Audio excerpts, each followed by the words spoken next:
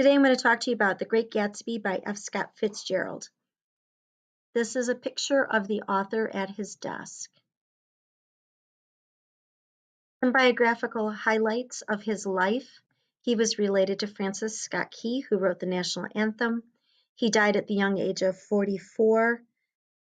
He was married to Zelda, who was the love of his life, and they had a tumultuous relationship, partially because of their over drinking and also because of her mental illness.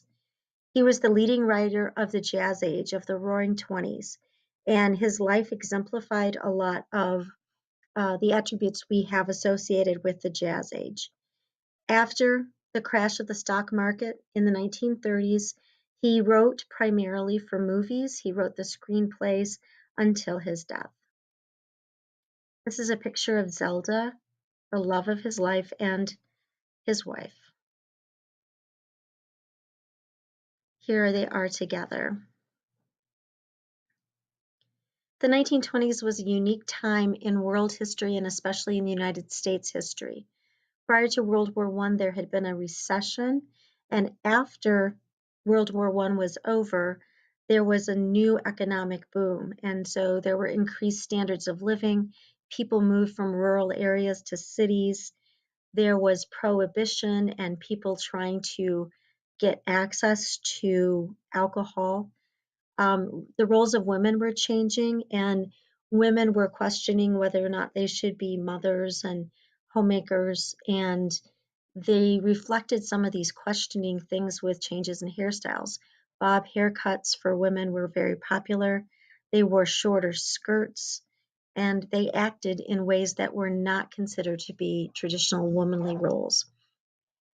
There were also new trends in writing and art. Modernism was very important.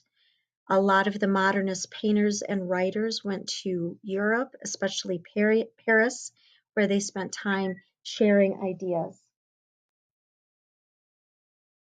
The books that he wrote are listed here. The Great Gatsby is the most famous.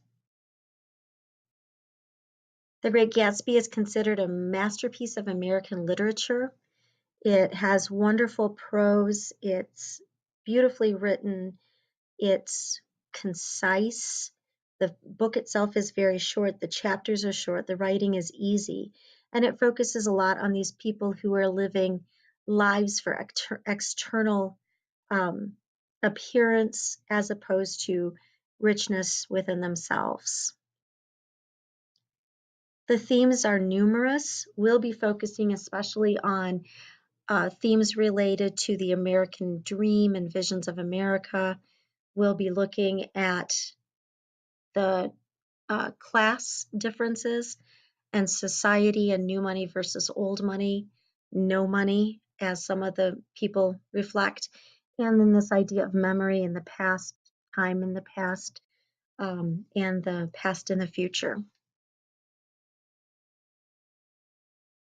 Basic symbols, we'll be looking at the green light, the Valley of the Ashes, the eyes of Dr. T.J. Eckleburg, the directions east and west, but notice that they're not just directions, they're locations, and that makes a difference. And we'll also talk about Gatsby's mansion. Motifs are things that appear over and over. Geography and weather are two important motifs in The Great Gatsby. The point of view is through Nick Carraway. He is a first-person narrator, but he tries to give perspectives of all of the different characters. And he is a pretty unbiased narrator. He appears to be reliable in spite of being first person. And the setting is on an island south of New York. We have East Egg, West Egg, the Valley of the Ashes between, and the Plaza Hotel in Manhattan. So that's the setting. I hope you will enjoy The Great Gatsby, and I think we'll have some really interesting discussions based on it. Thank you.